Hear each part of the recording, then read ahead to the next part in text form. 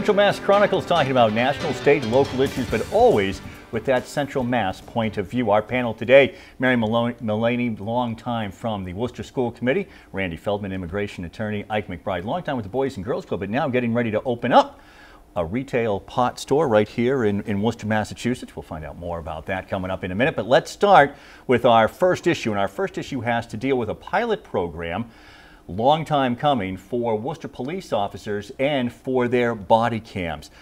Randy, long time coming. I mean, really been talked about since Ferguson, Missouri. 5 years sort of in the making to get the body cams onto the officers. This pilot program for the 20 officers over 6 months, what are we looking for from it? What are some of the pros? What are some of the cons? Well, you know, Hank, to make us look smarter, you sent us that article from Forbes magazine that we read that seemed to imply that cops don't act all that different when they have a body cam and when they don't, that you don't get what people presume they're going to get from the body cam. And I'm like, really? That was the strangest article I ever read. I don't believe a word of that article. Like, you know, it's just, you know, there's a democratization of American society through the internet. Right now, people get to rate my law firm. They get to rate where they go for dinner. They get to rate everything. Like, this is like a... Fairly? I think that, you know, yes and no. You know what I mean? Like, absolutely. That's the problem with democracy. You don't have to have an intelligent opinion. You can just have an opinion. But when it comes to cams and police, it's impossible for me to believe that they're not going to act different knowing that they're being recorded. I simply don't believe that. The language might change. You know, something that Randy is bringing up with this that I worry about, though, and that is by having them put on the body cameras, am I presupposing that somehow police officers are involved in some sort of behavior that they shouldn't be involved in, and that is why I have to put this camera on them? I don't know, if all of us wore cameras at our jobs all the time, what would it be like? Well, I mean, I think we're just pushing ourselves to the Orwellian society, you know, 1984, where the cameras are just everywhere. Cameras are watching everything. So, I mean, we've put ourselves in a position right now, because of the things that you see going on across the country, that, you know, the transparency thing is the big deal. So having officers with body cameras on, obviously, it's an accountability thing. I mean, are you doing your job? Are you upholding your commitment as a police officer? But bringing that back to a Worcester, I mean, we're I would say, in a different situation than obviously a place like a Ferguson or some of those other places where you're putting officers in body cams because of some of the dynamics that those places hold.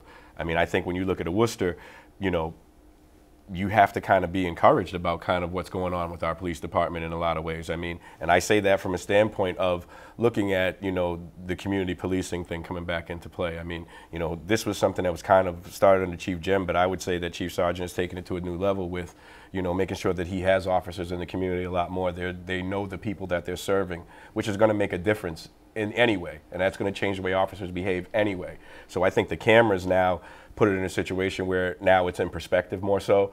Now you can see that both sides of it. If there is something that's egregious or wrong, you're going to see it, as well as the fact that these guys are doing some good things in our community. So I think there is a little bit of a difference when you're looking at a Worcester taking on this opportunity to have these body cams on.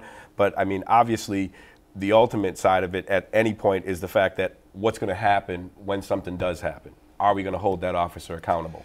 It'll be interesting the first time that there is something, I suppose, that happens that is high profile and we actually take a look at it. Mary, I'll be interested in seeing if the camera really tells the whole story, or if all of a sudden, even then, we'll start to have people with different interpretations. Mary, a long time coming here in the city of Worcester. To me, the train left the station. It's coming. It's probably coming everywhere. Downsides, upsides, what do you see?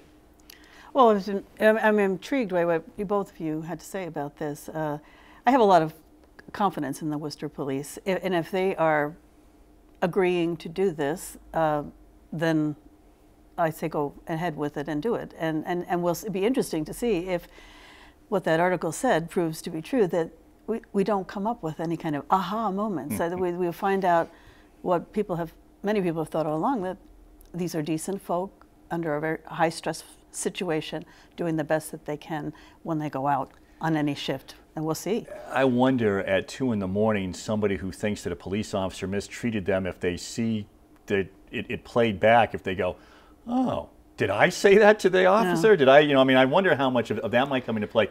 But let me ask you about that part of it, Randy. So now it is 2 a.m. I'm coming out of a bar, and here comes this cop, and he's got this camera on him, and maybe I don't feel like I want to be filmed. Is it actually going to antagonize me more?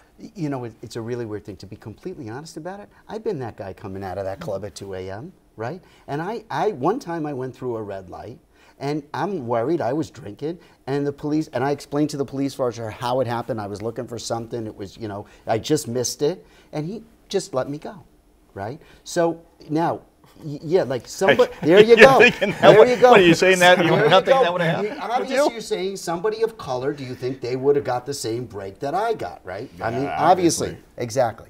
So now is that police officer less likely to let this white middle-aged guy go because I'm on the police cam and he can't do that, right?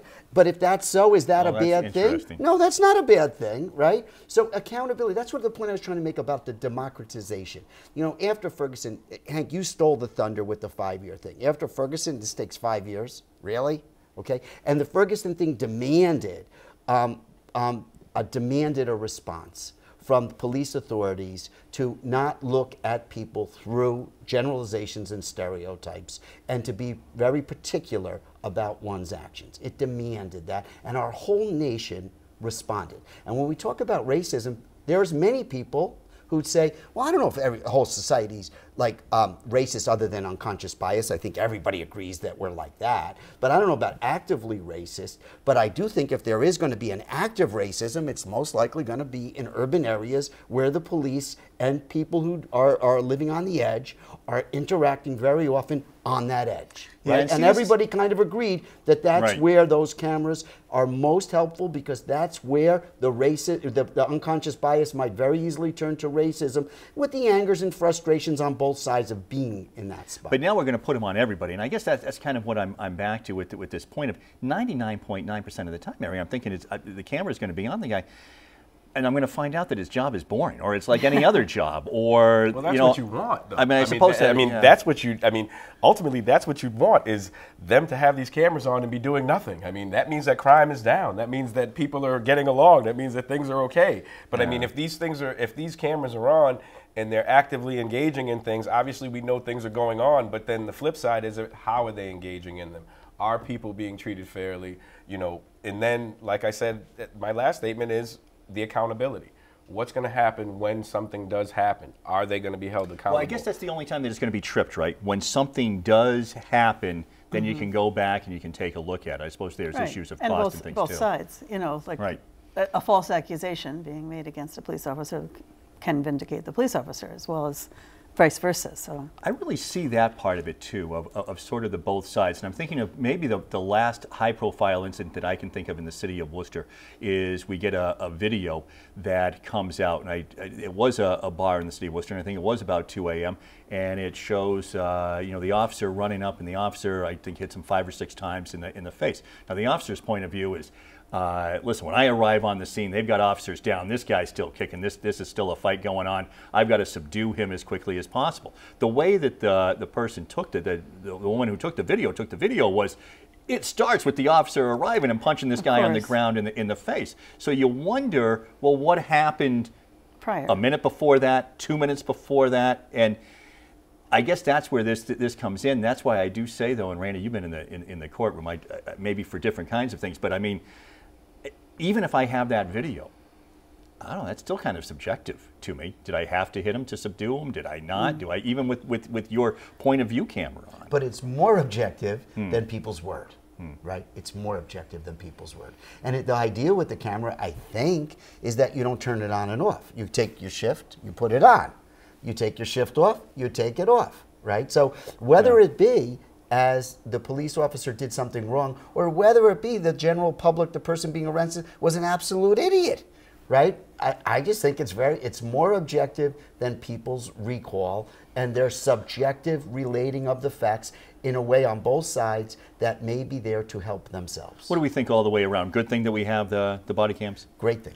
Yeah, good for the... I'm interested to see how it happens, see how it rolls out and how it works. Yeah, I'm fairly neutral on it. Neither pro nor con. Yeah, you know what? And I've just got to say, I'm kind of back to, it's going to happen. So let's make sure that through this pilot program, I hope that we actually really take a look at it if there's something to be gleaned from it, and that it isn't just a rubber stamp, like what does it mean to wear it, and I don't know if there's psychological, what's it mean for people's rights, all of these kinds of things. But yeah, I mean, I think that soon, like you said, there's cameras everywhere. Yeah. Well, it won't just be the police officers. That's right. We'll be wearing them. Heck, people mount them on their dash That's now right. because they're convinced that some police officers randomly going to stop them or do something. So, coming up, we've got we have more issues that we will be talking about with our panel, including we're going to be getting to the superintendent, and we're going to be talking about the first retail pot shop to be opening up in Worcester. That's happening on May 1st, and that's right ahead on Mass Chronicles.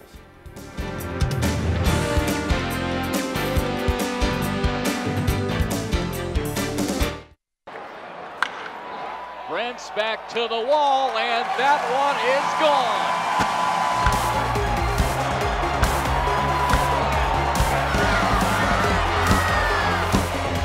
3-2, and that ball hit hard. Follow the Paw Sox all season long with select games from Charter TV3 and visit chartertv3.com for a complete game telecast schedule. Presented by Kintiani Insurance Agency, Bay State Savings Bank, and the law offices of Joseph J. Carriglia. Charter TV3 and UMass Memorial Healthcare have teamed up to bring you the latest news and trends in healthcare. Health Watch, presented by UMass Memorial Healthcare, brings you the healthcare topics that are important to you.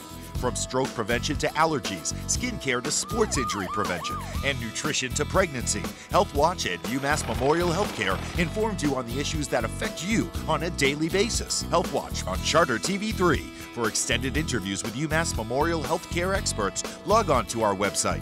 Local news from Central Massachusetts for Central Massachusetts. Police say they found a man hiding in a tree after he had allegedly stolen a car. A Shrewsbury woman is thankful for the quick actions of workers at a grocery store. Police arrest a man this weekend after they say he crashed into a building under the influence. Reporters in the field.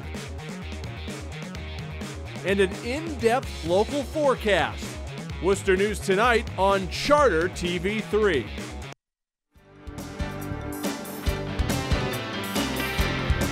So Worcester, of course, we already have some medicinal marijuana stores, but Good Chemistry, which is already open for the medicinal side, is going to be opening up their retail operation, and that is coming up on May 1st. And Ike, I got to tell you, because it's the first one in Worcester, I believe it's going to be the 15th overall in the state, but the first one in Worcester, I think the powers that be in Worcester took a look at what happened in Leicester, and we're expecting massive gridlock. We're expecting thousands of people to descend on the city, and people to just be rushing the doors. What they've done is they've got 48 hours beforehand that you have to register online. They've got 2 police officers at each end of the street, plus the sergeant. So it's 5 police officers total on that street.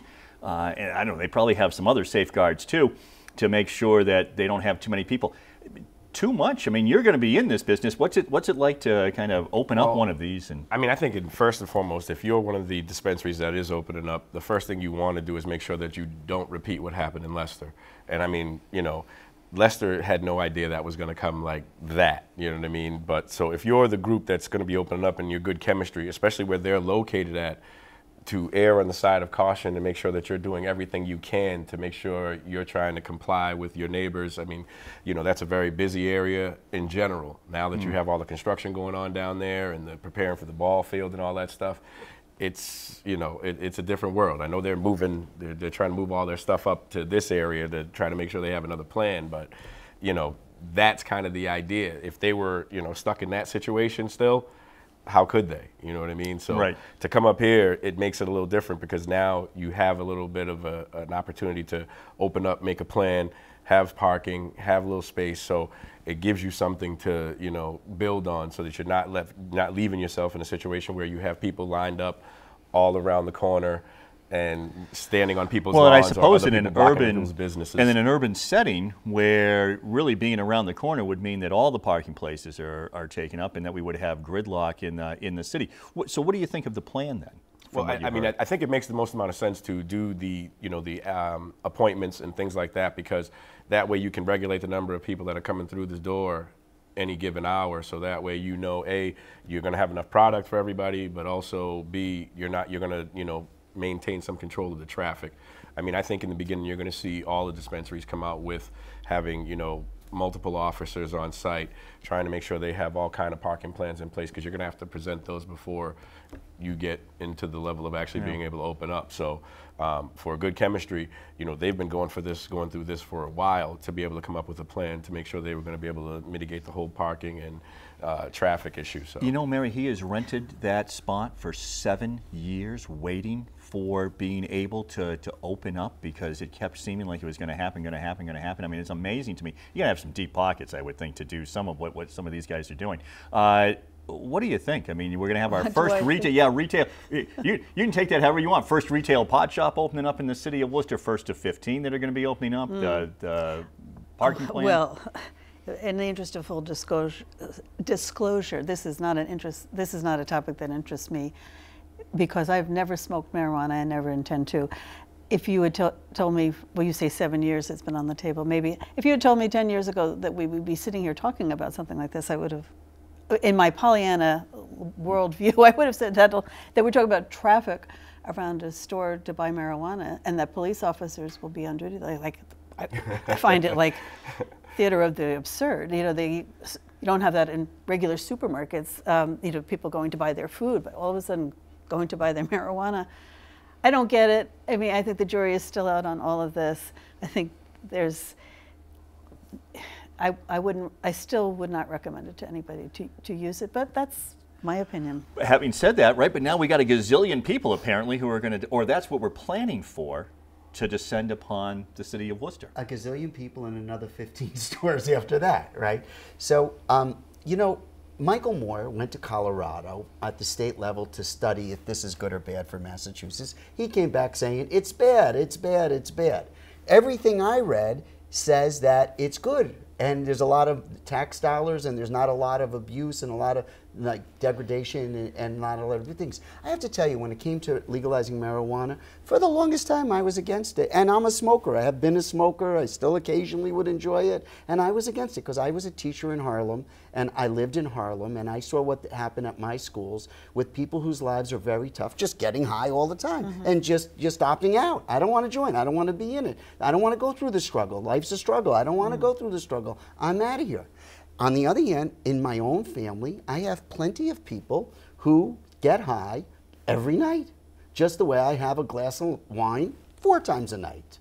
And they find that they use marijuana very effectively. They're all like 4.0 kind of students, like they're serious people, and they just use it. So like, let me just one last. That's where I am with Mary. I'm just going to say quickly, is I guess everybody's going full disclosure. So my preconception is yeah, and now you're going to live in your mom's basement, and where's society going? But having said that, yeah, please go ahead. Right. So my point on the marijuana thing was, all our laws favor people who have resources, money, education. Well, our laws are favoring those. They make the laws and they favor us. And I always looked at it as, why doesn't me and my kids and my family, why don't we sacrifice a little bit? Because these poor people are going to opt out and we're going to make their life harder. Why don't I sacrifice some of my freedom for those people, because they may not be able to use marijuana effectively? And why is it always going to be set up for me? And then I told my kid that when the marijuana legalization debate comes on, he says, Dad, you're forgetting one very important thing.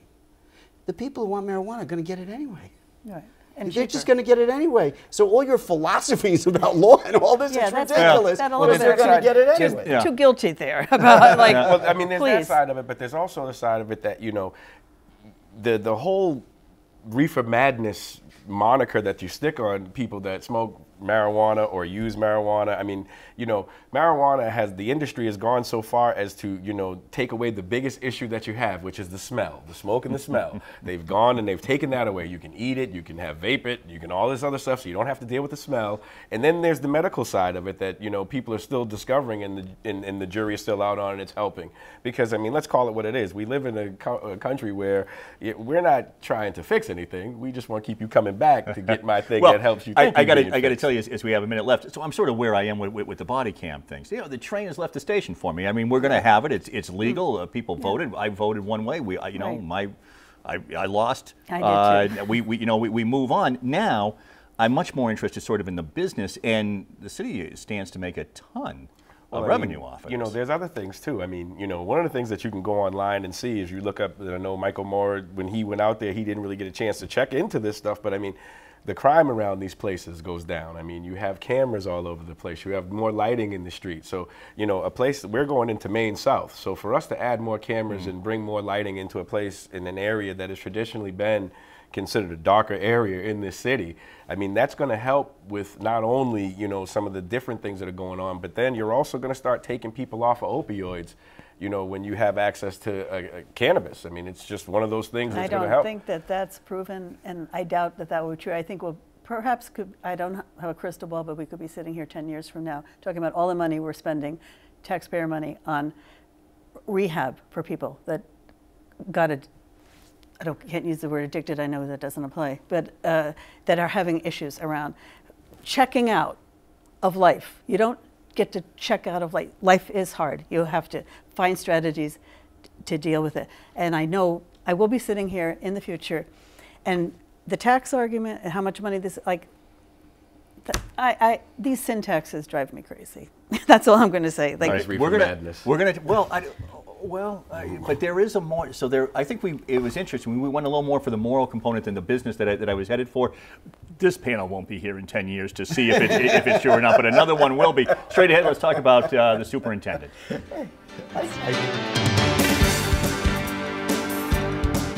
Hey, let's just clear the air here. Do you know why we have a measles outbreak? Because we have the internet. No, the internet spreads stupid information. That guy lost his license to practice medicine, everything. And yet, his BS lives on online, because just put it online and everybody believes it. You're listening to the Jim Polito Show, your safe space. Local news from Central Massachusetts for Central Massachusetts. Police say they found a man hiding in a tree after he had allegedly stolen a car. A Shrewsbury woman is thankful for the quick actions of workers at a grocery store. Police arrest a man this weekend after they say he crashed into a building under the influence. Reporters in the field. And an in-depth local forecast. Worcester News Tonight on Charter TV3. Brent's back to the wall, and that one is gone.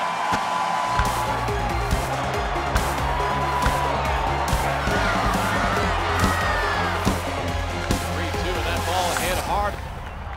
Follow the Paw Sox all season long with select games from Charter TV3 and visit chartertv3.com for a complete game telecast schedule. Presented by Kintiani Insurance Agency, Bay State Savings Bank, and the law offices of Joseph J. Cariglia.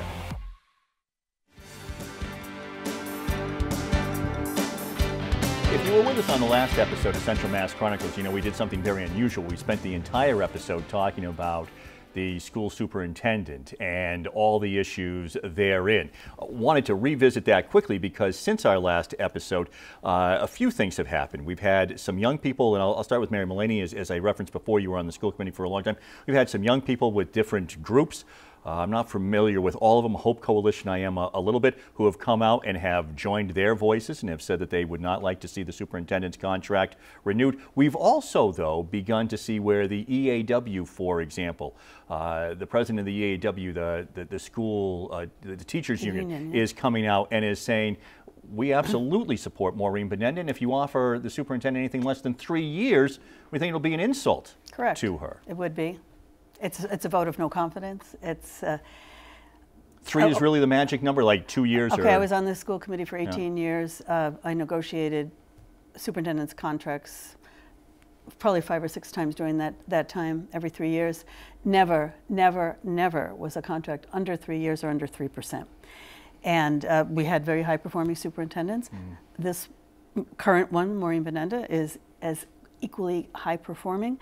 And frankly, I mean, I have 7 children, and I know that they are entitled to their opinion, but I don't really pay a lot of attention when a group of high school kids demand the resignation of somebody who is qualified. I mean, you can say what you want, it's a free country, but that anyone would pay attention to a group of children.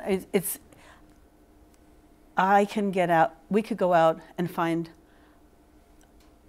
triple the number, quadruple the number of children, young people to come and that like Maureen. I was at a basketball game, the state championship of the Worcester Tech basketball, and they won.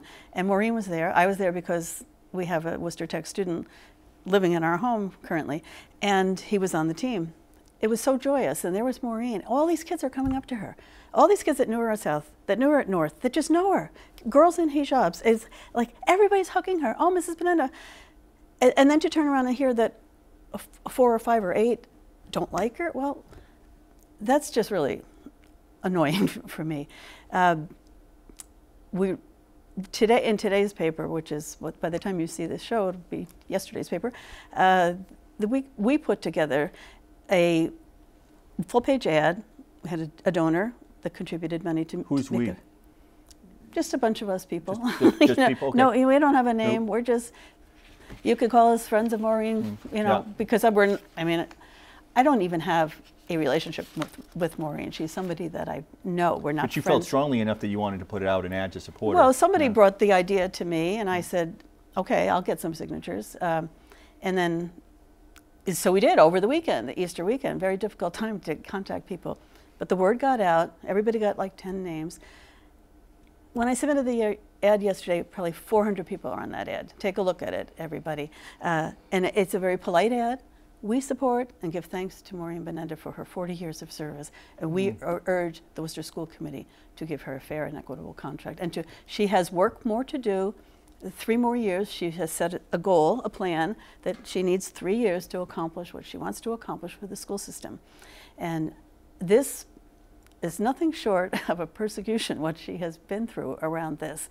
So I would like to see the level of discourse, just everybody calm down and discuss what's really going, what's best for the schools. Well, what are the issues? Like, what do you think? Are the issues being discussed in this? I mean, it does all seem to center on Maureen right now, and contract or no contract. It certainly seems as if it's headed towards she's going to get a contract. Well, I mean, personally, from my opinion, I don't know that Maureen or Miss Binienda has done anything that's egregious, that anybody needs to call for a head, that she needs to lose her job, or that she needs to be out of an opportunity to have 3 more years to fix what she has in her plan. But I do believe that, there are issues around the system of racism that, do need to be brought to her attention. And I believe if these things are brought to her attention, or some of the issues that some of the young people have, I believe that their voices should be heard.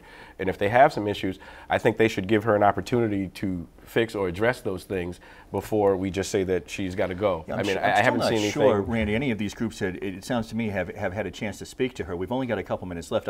Now, though, I'm going to be watching this 3-year. As a litmus test, although from the way that Mary just put it, I'm going to assume she would turn it down if it was anything less than 3 years. I can't speak for her on that. Well, I don't know. That's just my guess would be that she might, she might turn it down. Not only I agree with Ike, I agree with virtually everything Mary said. Of course you do. Other than the fact, that she's being persecuted.